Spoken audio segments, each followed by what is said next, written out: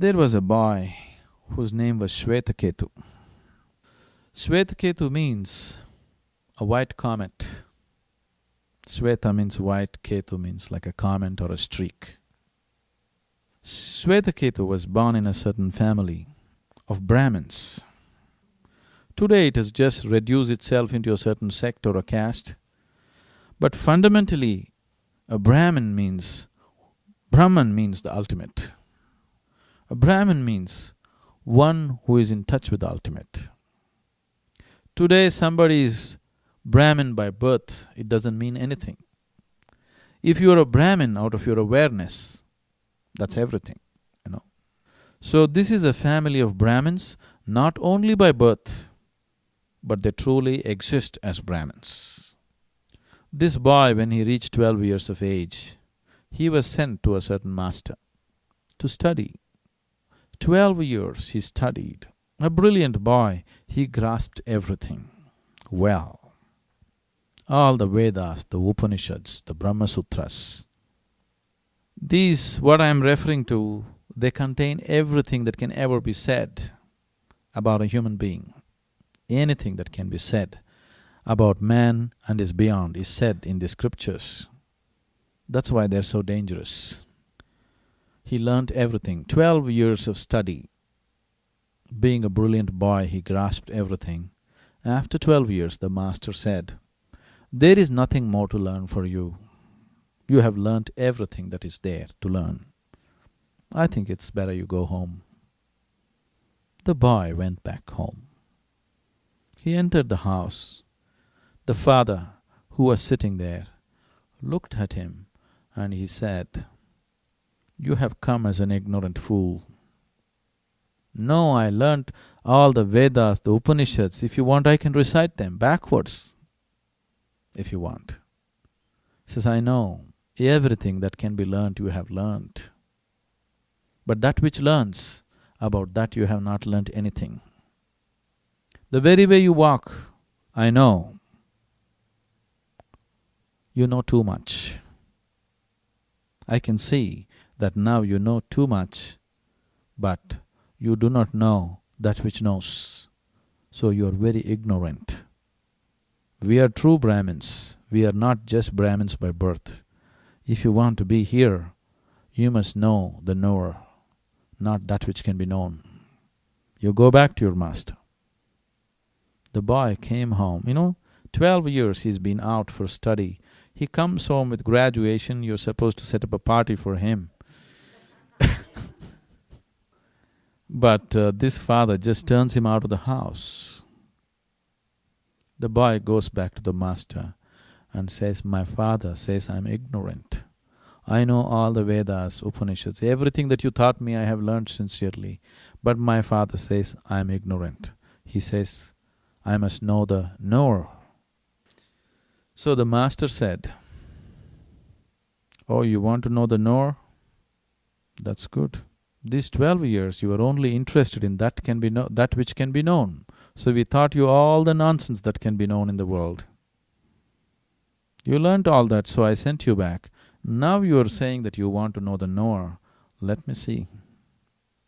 You do one thing. Take this herd of cattle.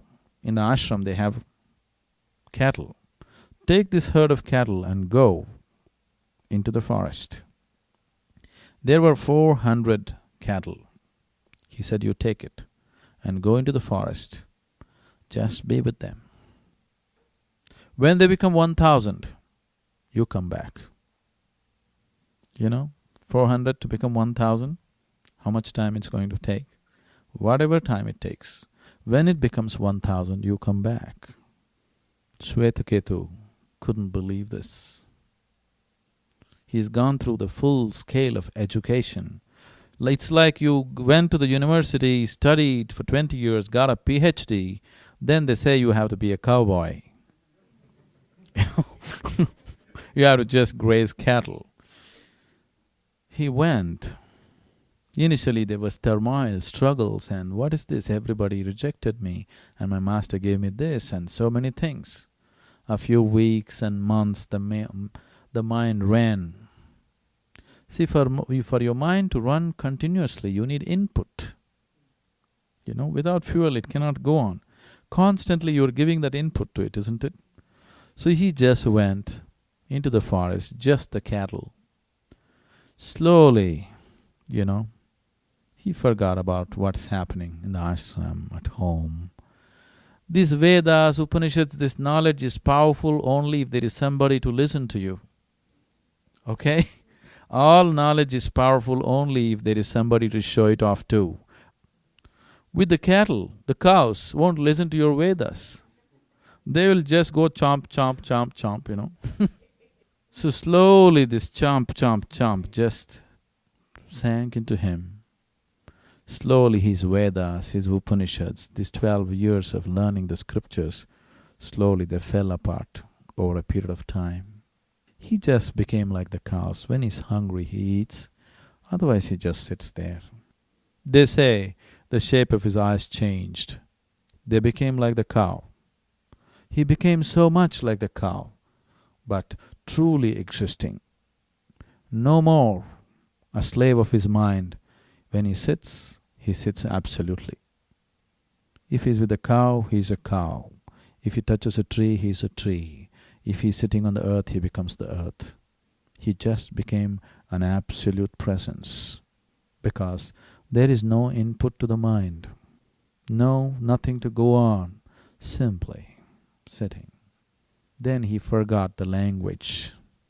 Then he forgot the numbers. Then he doesn't know whether it is 1,000 or 10,000. He's simply there. Then the cows came to him one day and told him, "We are 1,000. Let's go back to the master." So he just went with the cows back to the ashram. He just came, all the cows entered the ashram and stood there. He also stood. The ashram has grown big. The number of disciples has multiplied manyfold. But he just stood along with the cows. Then all the disciples, full excitement, they all came and said, "Shvetaketu has come back. Let's count the cows. Maybe he may not have 1,000. Let's see." They counted. It was 1,000. Then they told the master, "It is 1,000. He's come back." Master said, "No, it's not 1,000. It's 1,001. Because Shvetaketu has completely lost his person now.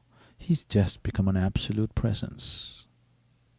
So don't make everything into an input. Gathering, gathering, gathering. We gathered enough on this planet. We are going to gather more and more and more. It doesn't matter how much you gather, you will not know the absolute. You will not know the ultimate. Only when you throw away the gathering. And without anything, if you can be here, it does not mean getting rid of something. It is just that if all impressions that you have gathered in the form of knowledge, in the form of everything that's gone into you, if that is kept away, then you will see that which is knowing everything, that which is the basis of knowing, becomes present in a huge way. Huge is the wrong word, because it becomes absolute and unbounded.